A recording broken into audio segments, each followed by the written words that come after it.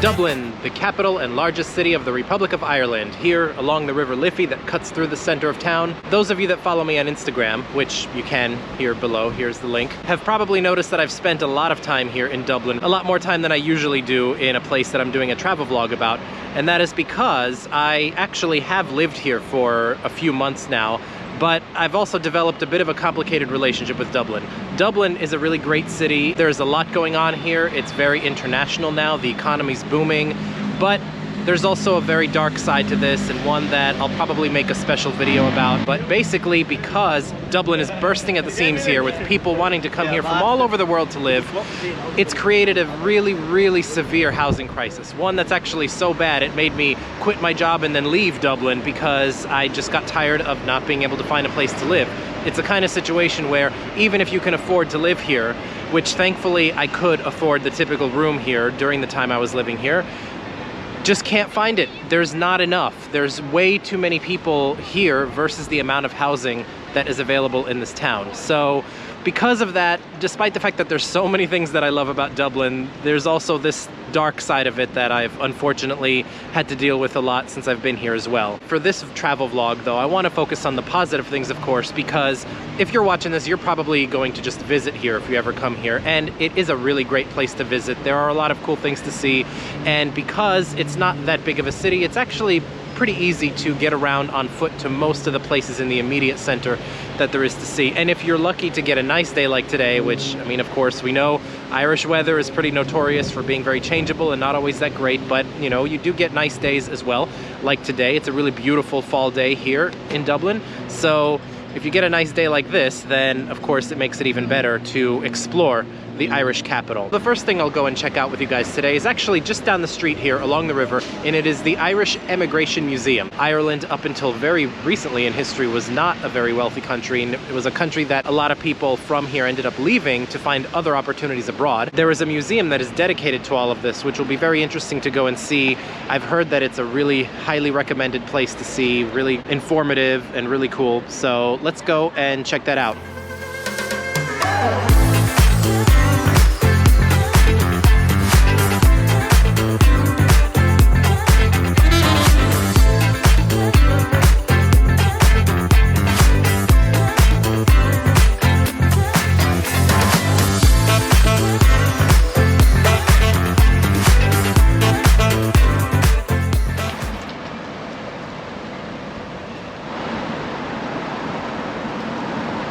Ireland's history, of course, is well known for having a lot of very harsh times, and one of the most notorious and most well known of those times was the Great Famine in the 1840s. A lot of Irish people emigrated during that time, of course, because things were so bad here for so many people. And you see here along the river, as you walk out towards the outer part of the river, towards the east, which is where you'll find the Irish Emigration Museum, you'll see these statues here to sort of remember the very hard time that was. But here we are, coming up to the Irish Emigration Museum. I pre-reserved my ticket yesterday, and you have to choose a time on there, and the time I chose already passed like an hour before I arrived here today. So I'm hoping that it won't be too much trouble to go in later than the time I reserved for.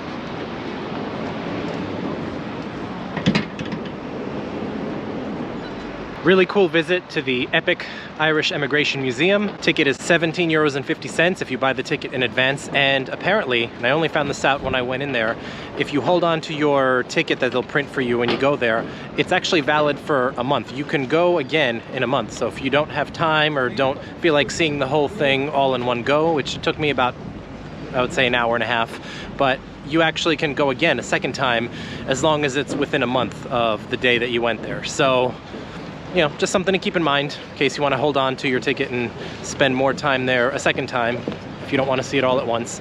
But now I'm gonna walk back across the river and back up towards the more central part of Dublin.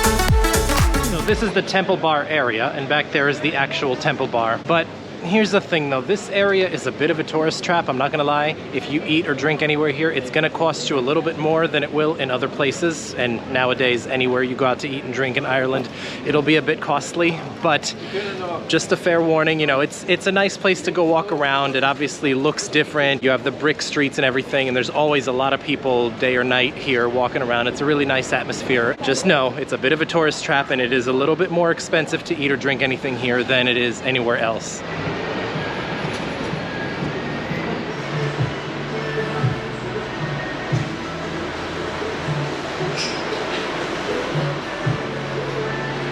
So that was a nice lunch at Bobo's, which is actually a chain. There's a couple of them around here in Dublin, perhaps maybe in other parts of Ireland outside of Dublin, but I know there's a few of them here in Dublin. It's not cheap for a burger, but the burgers are really, really good there. And so are their fries and their onion rings. They have chicken burgers as well, salads. Now another place that's also right here on Dame Street, which is one of the most central locations in Dublin, where you can find a lot of great things, is KC Peaches, and this was my go-to coffee and dessert place, and sometimes even a lunch place as well. How are you? I'm great.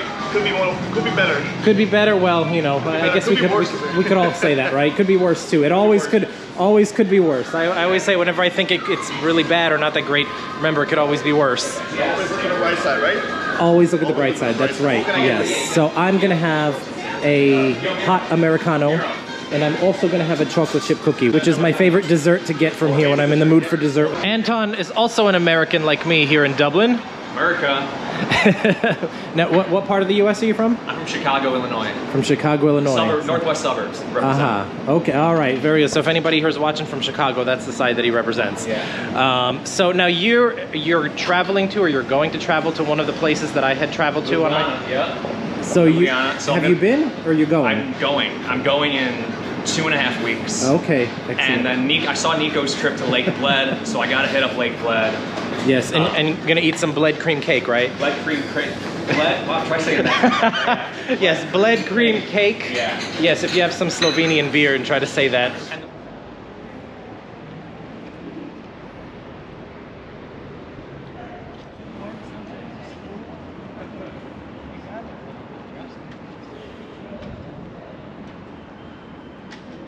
Dublin Castle, which is just off of Dame Street here in the center of Dublin. One of the most historic places to see here in Dublin. Now, you do have to pay to go inside the castle, but to walk around outside of it, of course, is completely free. And there's also a little park behind the castle, as well as the Chester Beatty Library, which is free. I'm not gonna go in there with you guys here on this video because there's a lot of cool things to see in there, but they're not really Dublin specific. They are a collection of a lot of really interesting and very historic things that this American businessman named Chester Beatty had donated to this library. Let's walk over to this other part of the center that I really like.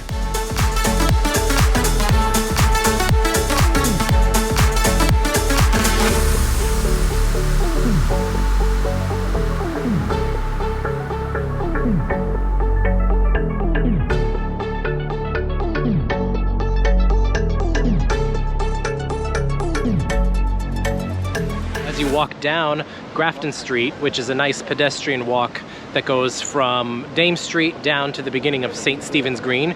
You can enter St. Stephen's Green, and if it's a really nice day like it is today, you'll see other people walking around as well.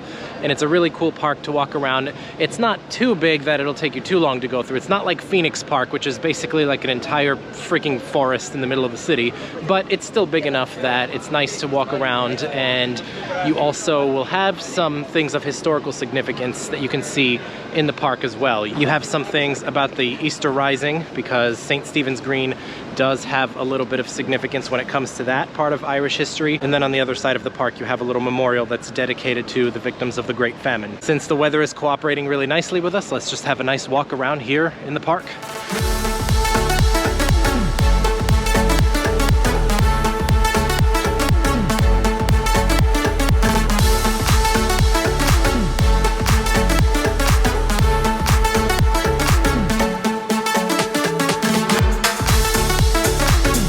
So now, after taking a chill a little bit here in front of Superintendent's house, we can go back out of St. Stephen's Green and go for a nice pint to end the day.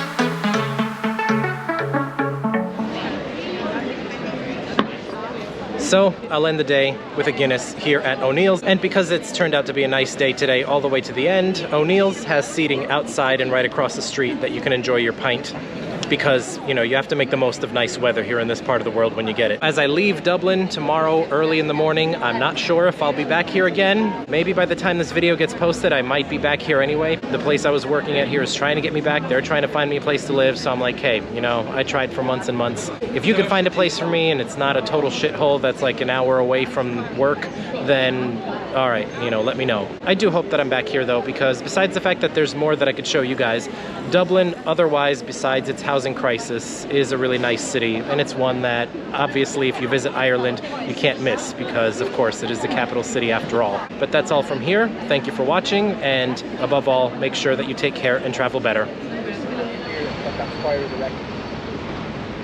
it reads, this plaque commemorates Father Pat Noyes, advisor to Father Clancy. He died under suspicious circumstances when his carriage was plunged into the river August 10, 1911.